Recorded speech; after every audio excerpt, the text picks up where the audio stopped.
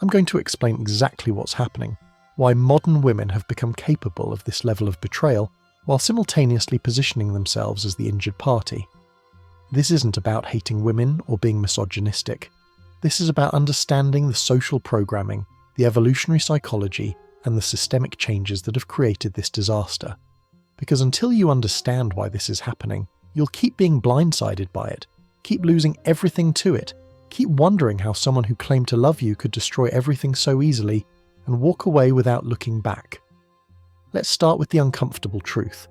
Women have always had the capacity for this behaviour. The only difference between your grandmother's generation and today is that your grandmother was constrained by consequences. She lived in a world where female infidelity was punished, where divorce meant social death, where a woman's survival depended on maintaining her reputation and her marriage. Those constraints weren't arbitrary cruelty. They were society's way of maintaining stable families, ensuring paternal investment in children, and preserving the structures that allowed civilization to develop. Women are naturally polygamous just like men. This shocks people because we've been fed the lie that women are naturally monogamous, naturally faithful, naturally devoted to one partner. Nonsense. Humans are polygamous creatures. We're not swans who mate for life. We're primates who evolved the capacity to form multiple pair bonds throughout our lives. The difference is that male polygamy and female polygamy have vastly different consequences for family stability and social order. When a man strays but maintains his family, provides resources, protects his offspring, the family unit remains intact. His infidelity, while painful, doesn't necessarily destroy the economic and social foundation of the family. But when a woman strays, it introduces doubt about paternity, disrupts male investment in offspring, and historically led to the complete dissolution of the family unit. That's why every successful civilization developed strict controls on female sexuality while being relatively tolerant of male infidelity. Not because of hatred for women, but because of practical recognition of what destroys families and what doesn't. But then came feminism. Not the quest for equal rights, but the demand for equal outcomes without equal consequences. Women demanded all the freedoms men had without any of the responsibilities. They wanted the right to sleep around without being called sluts. They wanted the right to divorce without losing social status. They wanted the right to destroy their families without facing judgment, and society in its infinite stupidity gave them everything they demanded. The floodgates opened. Suddenly, women could indulge every desire, every whim, every passing attraction without consequence. The social shame that kept destructive behaviour in check evaporated. The legal system reformed to protect women from the consequences of their choices. The culture celebrated female promiscuity as empowerment, and women, freed from all constraints, revealed what they had always been capable of. Levels of cruelty, dishonesty, and betrayal that make male infidelity look like child's play in comparison. Look at what women value now. Not loyalty, not family, not commitment. They value options, excitement, resources they didn't earn. Modern women have been programmed to see relationships as temporary resource extraction operations. They pair with men for what they can get: money, status, emotional support, children. Then when they've extracted what they want or found a better option, they leave. And the system supports them completely. They get the house, the kids, the monthly payments, while the man who built it all gets nothing but bills and limited visitation. The social programming runs deep. Every women's magazine, every female-focused TV show, every feminist talking point reinforces the same message. You deserve better. You deserve more. If you're not completely satisfied, leave. Your happiness is more important than your commitments. Women are literally programmed to be perpetually dissatisfied, to always be looking for the upgrade, to view their current partner as a stepping stone to something better. And the fellow traveller effect has been weaponized. Women are told that casual sex with strangers is where they'll find real pleasure, real freedom, real self-expression. That the routine sex with their husband is boring and unfulfilling, but anonymous encounters are liberating and empowering. They're encouraged to separate emotional intimacy from physical intimacy, to compartmentalize their sexuality, to maintain a faithful facade while pursuing satisfaction elsewhere. The manipulation tactics are masterful. A woman will ration sex with her husband, keeping him perpetually hungry, perpetually pursuing, perpetually insecure. She'll make him feel guilty for wanting her, shame him for his desires, train him to be grateful for scraps of affection. Meanwhile, she's giving everything freely to random men she meets online, in bars, at work. The husband begging for intimacy once a month while she's having wild encounters with strangers multiple times a week. When caught, women never accept responsibility. It's always the man's fault. You didn't pay enough attention to me. You worked too much. You didn't make me feel special. You drove me to it. The rationalization machine kicks into overdrive, transforming her betrayal into his failure. She cheated, but somehow he's the one apologizing, trying harder, buying gifts, planning vacations, desperately trying to win back someone who was never really his. The virgin myth needs to die too. Men think marrying a virgin protects them from this behavior. Wrong. Virgins are actually more likely to cheat later because they have an unclosed gestalt. Society tells them they missed out, that they need to experience variety, that they settled too early. The virgin wife becomes obsessed with what she missed, and eventually she'll act on that obsession. Women who've already had multiple partners have at least partially satisfied that curiosity. Virgins have it all ahead of them. The economic dynamics make everything worse. When a woman doesn't contribute financially to the family, she has nothing to lose in divorce. She's been living off male resources her entire marriage. Divorce doesn't mean losing her income. It means continuing to receive male resources without having to pretend to love him anymore. She gets freedom plus financial support. He gets loneliness plus financial obligation. Think about what money represents. It's not just paper or numbers in an account. It's crystallized life force. Years of education, decades of work, thousands of hours of effort, stress, sacrifice, risk-taking, relationship building. When a man loses half or more in divorce, he's not losing money. He's losing years of his life transferred to someone who betrayed him, and she feels entitled to it because society tells her she gave him the best years of her life by simply existing in his presence. The children become weapons. Women know that courts will give them custody almost automatically. They know that threatening to take the children away gives them ultimate power. They know that a man will tolerate almost anything rather than lose access to his kids. So they cheat, they abuse, they destroy, knowing that the threat of taking the children will keep him in line, keep him paying, keep him accepting the unacceptable. And when she finally decides to leave, because it's almost always her decision, she's already got the narrative prepared. She's the victim. She was unhappy for years. She tried so hard. He didn't meet her needs. He was emotionally unavailable. He was controlling. He was abusive. None of it needs to be true. The mere accusation is enough. Society will believe her, support her, celebrate her courage in leaving. The man she leaves is destroyed not just financially, but psychologically. He genuinely loved her. He genuinely tried to make her happy. He genuinely believed they were building something together.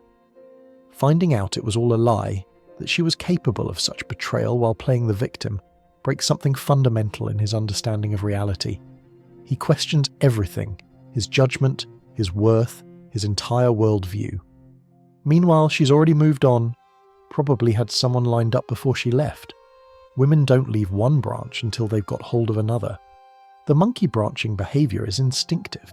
She needs to ensure continuous resource flow, continuous emotional support, continuous validation. The gap between relationships is minimal because she can't tolerate being alone, can't tolerate not having someone to extract value from.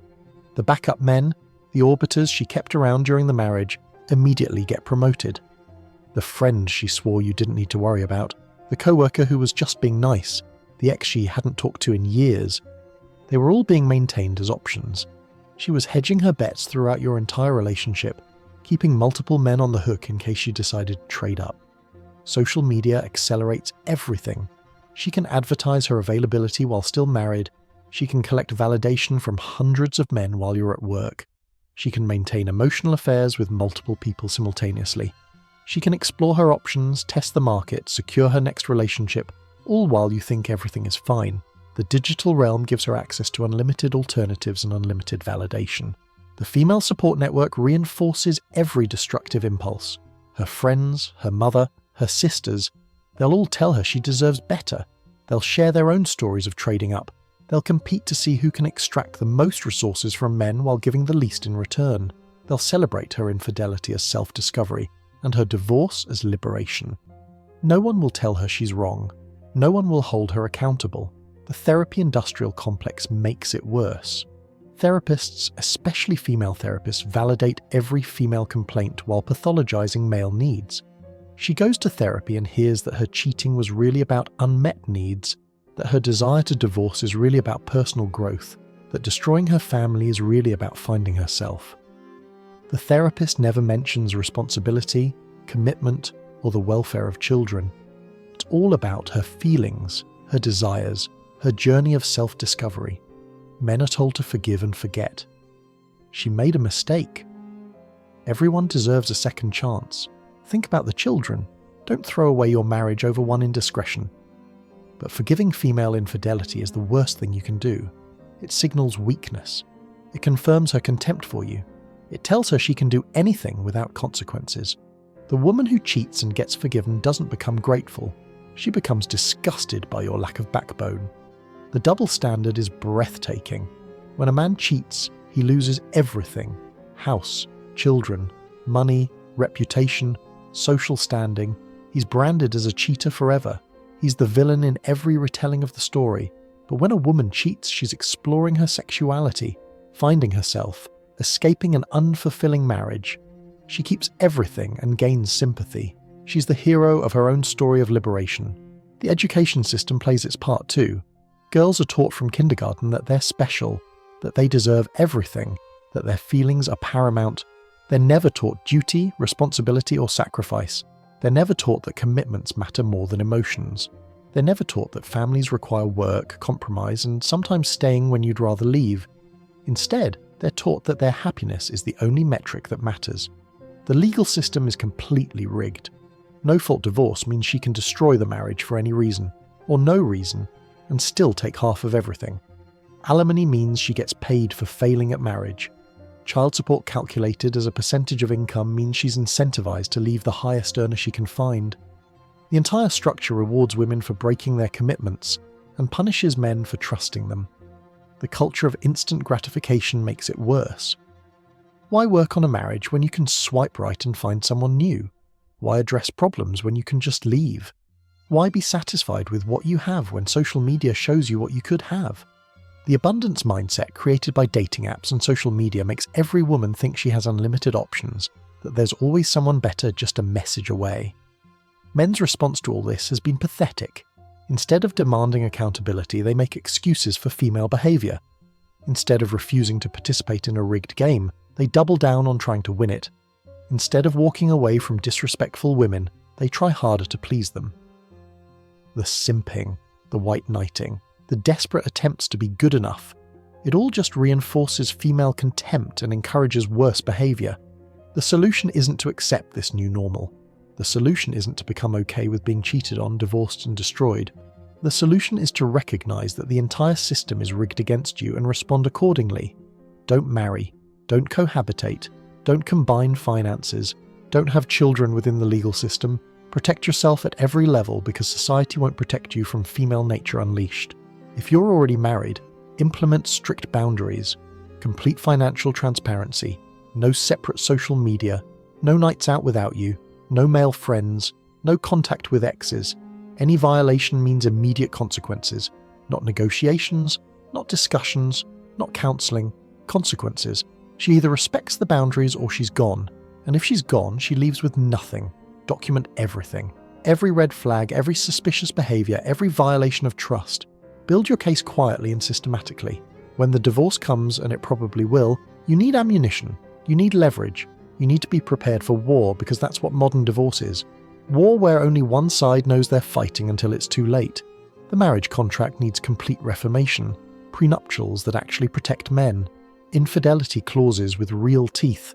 Automatic paternal custody in cases of female adultery. Equal financial responsibility regardless of income. No alimony for anyone ever. Child support calculated on actual costs, not percentage of income. Make divorce painful for women and watch how quickly they rediscover commitment. But even with all precautions, the risk remains massive. Modern women have been programmed for betrayal, incentivized to destroy families, rewarded for breaking commitments. They've been told that their feelings matter more than their responsibilities, that their desires matter more than their duties, that their happiness matters more than their children's stability. This programming runs deep and can activate at any moment. destroying everything you've built together. The virgin you marry thinking she's safe will develop retroactive faux MO and decide she needs to explore. The career woman you marry thinking she's independent will quit her job and become dependent the moment she's legally entitled to your resources. The sweet girl you marry thinking she's different will absorb the cultural programming and become exactly like all the others. There are no safe bets in this game. The saddest part is that women are destroying their own futures with this behaviour. They're making themselves unmarriageable, making men unwilling to commit, making real partnership impossible. They're creating generations of broken children who'll repeat their dysfunctional patterns. They're demolishing the very institution that gave them security and status for thousands of years. And for what? For the temporary thrill of strange dick and the false promise of something better that never materializes. The generational damage compounds with each cycle. Children who grow up watching their mothers cheat and leave, watching their fathers get destroyed despite doing everything right, internalize these toxic patterns. Boys learn that commitment leads to devastation. Girls learn that betrayal leads to reward. Both learn that marriage is a battlefield where someone wins and someone loses, rather than a partnership where both can thrive. The rise of female-dominated parenting makes everything worse. When women get default custody, they raise children without meaningful male influence. Sons grow up without understanding masculinity, without learning male values like honour, loyalty, and keeping your word. Daughters grow up without seeing how a good man acts, without learning what to value in a partner beyond his utility. Single mothers, bitter from their failed relationships, poison their children against their fathers and against the very concept of lasting partnership. Female coaches and influencers amplify the destruction. They tell women that anything less than constant butterflies means you're settling. They promote the idea that a woman should have a roster of men serving different purposes. One for emotional support, one for financial support, one for sexual satisfaction, one for social status. They normalize cheating as exploring your options and divorce as choosing yourself. They've turned relationship destruction into a business model, profiting from the chaos they create. The biological clock manipulation is particularly cruel. Women spend their 20s and early 30s riding the carousel, extracting resources from beta males while having sex with alpha males, believing they have unlimited time and options. Then suddenly, fertility becomes urgent. They panic marry the best provider they can find, have children quickly, then once their biological imperative is satisfied, they realize they're not attracted to the man they used for reproduction. So they cheat, divorce, take the kids and resources, and try to find the alpha they always wanted, except now they're older, with baggage, and the alphas they desire want younger women without children. The technology that was supposed to bring us closer has made betrayal effortless. Dating apps in her pocket mean she's always one swipe away from validation, attention, and alternatives. Instagram provides unlimited male attention and the illusion of unlimited options. Facebook reconnects her with old flames who remember her at her youngest and most beautiful. LinkedIn lets her conduct emotional affairs under the guise of professional networking. Every platform becomes a tool for betrayal, and every notification becomes a dopamine hit reinforcing that she deserves more, better, different. The complete absence of consequences has created moral anarchy. A woman can destroy multiple families, traumatize multiple sets of children, extract resources from multiple men, and society still treats her as a victim who was on a journey of self-discovery. There's no social shame, no legal punishment, no financial penalty. In fact, she's often rewarded with sympathy, support, and resources. When bad behavior is rewarded and good behavior is punished, only fools choose good behavior. By the time they realize what they've lost, it's too late. The men they destroyed have either rebuilt without them or been broken beyond repair. The children they traumatized don't trust them. The families they abandoned don't want them back. They end up alone with their cats and their wine and their bitter stories about how all men are trash, never acknowledging that they're the ones who chose trash behavior. This is why women cheat and still file for divorce first. Because they can. Because they're rewarded for it. Because society has removed all constraints on female behavior while maintaining all constraints on male response. Because the legal system guarantees they'll profit from their betrayal. Because the culture celebrates their destruction as empowerment. Because they've been programmed to see commitment as oppression and betrayal as self-actualization. Understanding this doesn't make it easier to accept, but it does make it easier to protect yourself. You're not dealing with the women of your grandfather's generation. You're dealing with weaponized female nature, unleashed and encouraged to destroy everything in its path. Your only defense is to refuse to play the game, refuse to give them the power to destroy you, refuse to believe that this time will be different. The women who cheat and file for divorce aren't anomalies. They're not bad apples. They're products of a system designed to create exactly this outcome. A system that profits from male destruction and female chaos. A system that needs broken families to create dependent consumers. A system that fears stable, strong, multi-generational families because such families don't need the system. Every institution that should protect families instead promotes their destruction. Schools teach girls that marriage is oppression. Media glorifies female promiscuity. Courts reward women for leaving. Therapists validate every destructive impulse. Social networks provide unlimited alternatives. Dating apps make replacement dick available instantly. The entire structure of modern society is designed to make female betrayal not just possible, but probable. And men keep walking into the meat grinder thinking their situation will be different, thinking she's not like that, thinking love will conquer all, thinking if they just try hard enough, provide enough, sacrifice enough, she'll appreciate it and stay loyal. But appreciation and loyalty aren't in the programming anymore. They've been replaced with entitlement and opportunism. This is the reality. This is what you're up against. Not just an individual woman who might betray you, but an entire civilization that encourages, rewards, and celebrates that betrayal. You can either accept this reality and protect yourself accordingly, or you can keep believing in fairy tales and keep getting destroyed. The choice is yours, but don't say you weren't warned. The women filing for divorce after cheating aren't confused or conflicted. They're executing a strategy they've been taught since childhood. Maximize resource extraction, minimize investment, always be looking for better options, never be satisfied, prioritize feelings over commitments, and when it all falls apart, play the victim and take everything. It's not personal, it's programming. And until the programming changes or the incentives change, the behavior will continue. The ultimate tragedy is that everybody loses in this system.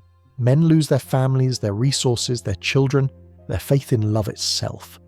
Women lose their ability to pair bond, their chance at lasting happiness, their children's respect. Children lose stable homes, positive role models, their chance at learning healthy relationship dynamics. Society loses strong families, stable communities, the foundation of civilization itself. But the machine keeps churning, keeps destroying, because destruction is profitable and stability is not. This is the world we've created.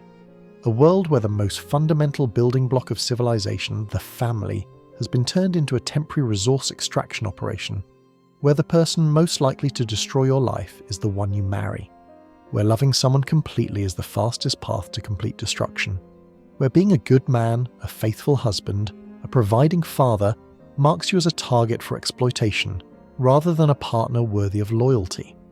The solution requires radical change at every level, but that change isn't coming. The system profits too much from the current chaos. Lawyers profit from divorce. Therapists profit from the damage. The state profits from broken families who need its services. Media profits from drama and dysfunction. No one with power has any incentive to fix this, and everyone with incentive has no power.